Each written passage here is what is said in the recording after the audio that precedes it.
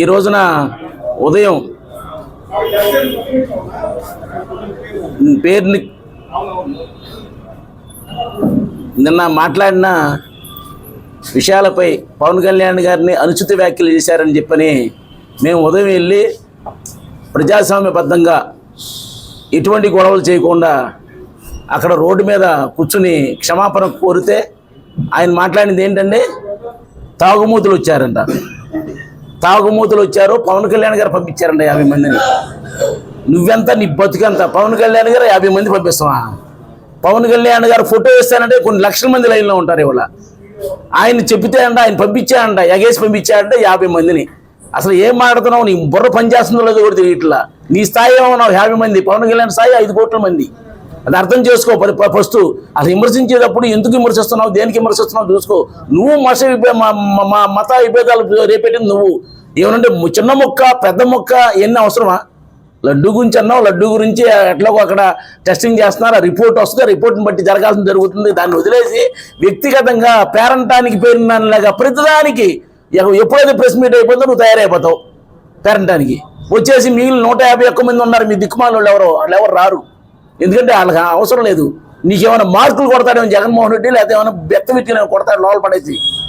అసలు నిన్ను పేరు నాని కాదు, పేరుని రెడ్డి అని చెప్పాలి. నిన్ను ఏంటో నీకు పక్కన తీసుకుని నిన్ను పొడిచిందేంటి? మచిలీపట్నంలో అభివృద్ధి గురించి మాట్లాడుతున్నావు. పేరు 100 రోజుల్లో చేసిందేంటి? చేస్తానే ఉన్నారు, చేస్తారు కూడా ఖచ్చితంగా. మచిలీపట్నం పోర్టు కానీ, మచిలీపట్నం మెడికల్ కాలేజీ కానీ అని బాలసారి గారు తీసుకొచ్చారు. నువ్వు డబ్బాలు కొట్టుకున్నావు. నువ్వేం చేసావు మచిలీపట్నాన్ని? నువ్వు రాష్ట్ర రవాణా శాఖలో ఉండి అసలు కనీసం ఆర్టీసీ బస్ స్టాండ్ బాగు చేసావా? దాంట్లో నీళ్లు వెళ్ళకుండా చేసావా? ఏమన్నా హైట్ చేసావా? ఏం చేసావు నువ్వు? మున్సిపాలిటీలు ఏం చేసావు? స్పెషల్ గ్రాంట్ ఏం తీసుకొచ్చావా? మున్సిపాలిటీ డ్రైనేజ్ డెవలప్ చేసావా?